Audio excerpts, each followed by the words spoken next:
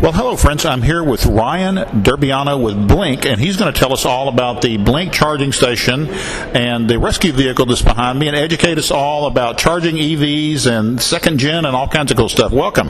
Thank you for having us. We're very excited to be here at the Tall Auto Roundup here in Texas Motor Speedway. A proud sponsor here of this event for the first year out here, and happy that you've asked us to be with you this afternoon.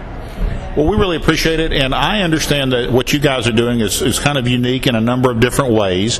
The business model that you approach the charging stations with is a little different, and also the technology, or I should say the level or the kilowatts, or you can educate me so I'm using the right terminology, is different than what most people are used to when they see an EV charging station. Sure thing, yes. Blink is a unique company in that we're a fully vertical company. We've designed these machines, we manufacture these machines. We also sell these machines to the public, but in most cases we own and operate these machines as well. So we have a solution for pretty much every need, where we'll do a completely turnkey model. If a host site just wants us to come in and put in a charging unit, we'll certainly do that. We'll partner with them with a revenue share. We have something we call Blink as a Service, where we'll just basically lease them the machine, or we'll sell them the machine, whatever works out best for them. So basically, if it's like a public venue, you'll come in and put in the machine, and it's like a convenience for the consumer. The person that owns the site's not necessarily making revenue off of it, and that's kind of one end of the spectrum. The complete other end of the spectrum is, let's say that I have a gas station or an apartment complex or washateria or whatever, and I want to put in a charging station. I can buy the unit from you guys. You bring it out there, install it, and I make the revenue, correct? Correct. You'll buy the unit off of us, and you will still install it. We can certainly help to facilitate that process, but again, that host site would be responsible for that installation. In those other business models, we'll do the final installation of the unit, and in that turnkey model, we'll do everything from start to finish.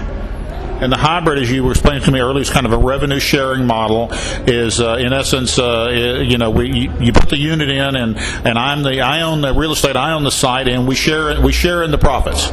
Yes, absolutely. What we do in that model is that host site will basically get the site ready for us, get that power from that panel to the site we want to install the machine, and then Blink will come in. We'll own and operate the machine, do that final installation. We'll reimburse that host site for the electricity, and then we'll also split that revenue. So what makes the Blink charging stations different and unique from the other ones that may be out there, like the Tesla Supercharger and perhaps some of the ones I've seen at Walmart and some other places? Well, you have a couple different basic types of chargers, and the first one is your level 1 charger. That's what a lot of people have in their garages at home, and that's how a lot of people are currently charging their vehicles. They come in at night from a day at work, and they'll plug in, and they have no problem, getting that full charge over a 12-hour period. The other type is, you do have those Tesla Superchargers out there. The thing with the Tesla Superchargers is they only charge Teslas. With our level 2 machines, and with a lot of them that are out there, we can charge every single model, including those Teslas.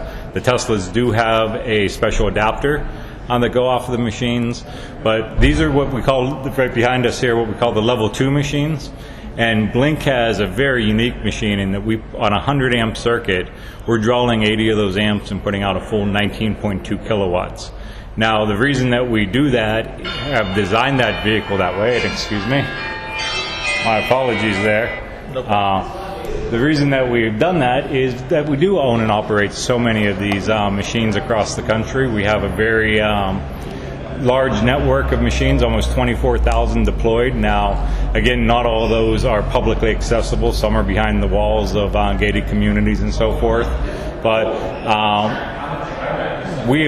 part of our business model is to own and operate these machines out there. So we wanted to make sure we future-proof these machines to not only be viable today, but also long into the future. A machine like this here can charge a Tesla in about 4 hours. Most of the machines that are out there today range anywhere between 7.4 and 11 kilowatts as far as a level 2 machine. So we've really future-proofed these machines to last a long time. So is what I'm hearing that your machine will charge pretty much any EV that's on the road currently, and you think it will also be compatible with whatever comes out in the future? Yes, most definitely. That's really what we've planned for with these machines. Currently, you'll see a lot of these onboard batteries that will take anywhere between 9 and 11 kilowatts. The Society of Automotive Engineers has indicated that probably the way that the battery technology is going to go is they'll put 2 11-kilowatt batteries in these vehicles as they become more affordable and more lightweight. So 19.2 will service those vehicles well into the future. And if I want to have a level 2 charging station put in my house, I can do that? You certainly can. And what kind of service do I need on my? Well, if I have a 200 amp service on my house, will that suffice, or do I need something bigger? Yeah, if you have a 220 service into your house, you can certainly put one of our smart units, non-networked or networked, and it'll plug and play just as anything else. You'll have that faster charge, more so than that level 1. Well, obviously we have the charging station here, so why don't you tell us about the vehicle behind us, because I guess that's a pretty unique part of the concept. Yeah, absolutely. This is the EVTS Firefly, and we actually have Todd here. He's from EVTS. I'll welcome him in here to talk about this very unique product that we're very excited to be a part of. With that, Todd, come on over here and tell us a little bit about it. This is your baby, so to speak. So. Yes, it is. So we build the Firefly in Fort Worth, here in Texas. The genesis of this vehicle came out in 2008, 2009. The idea was kind of concepted. We're similar to Blink in terms of age. Relatively, we've been in this as far as EVs go. We've been in this industry for a little while. But this vehicle was really kind of designed to be just a general purpose utility vehicle, but much smaller in size and class, but still a pretty powerful workhorse. So giving the kind of vehicles that were being used, UTVs, ATVs, golf carts, that weren't really suited for the job, but where a full-size pickup was a little bit too big. So this vehicle really kind of, we developed this to kind of fit in that class where whether it's parking enforcement, meter maids, general utility like campus maintenance, things like that, security patrols, and this is kind of the latest iteration of this. We've developed these vehicles to work in a variety of different situations, and the kind of the roadside rescue for EVs is the latest iteration of that. So the Firefly, that's the correct name? That's correct. So the idea with the Firefly is if I have an EV and I run out of charge, I'm about to run out of charge, you come out there and you rescue me, kind of the same way if I had a gasoline-powered vehicle, I needed a tire changed or a jump, right? Correct. And, a lot of the situations or a lot of the different locations that we use these in, these are typically used in parking enforcement. And, if you have a parking structure, you may not necessarily want something that operates off of, something like a large wrecker or rollback driving through to be able to provide, to be that roadside rescue or that assistance. Plus, we also have applications where these vehicles are already used for security patrols, parking enforcement, places like at airports, large parking structures where the vehicles are already out there, and so being able to put this Blink generator unit in the back to be able to provide that service as in addition to the vehicle that's already out there. So if I want more information on the vehicle itself or the rescue service, where do I go to find that? FireflyESV.com is our website, and you can find all the information there. And the vehicle's available today. If I want to buy one for parking enforcement, meter maid, or whatever it may be, airport use, or riding around the shopping mall, or whatever it is, I can come buy one today. Yes, you can.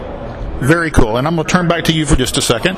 And so, you guys are kind of at the epicenter of the electric car revolution, if you will, right? It's kind of like back 100 years ago.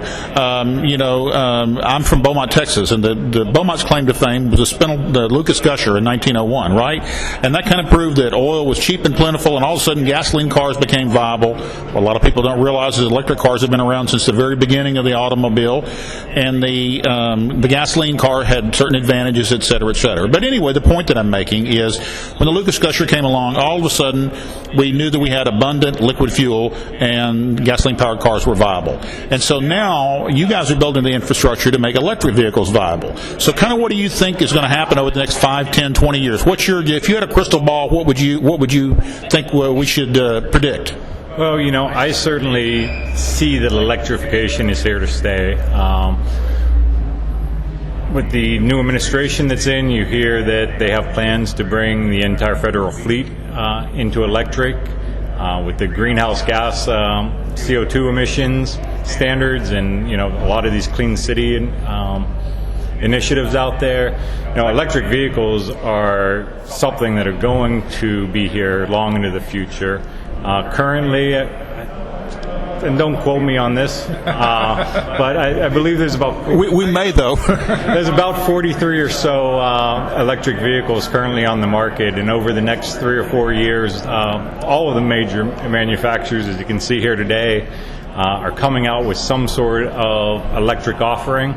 I know General Motors has committed to almost 50% of their entire product offering being electric.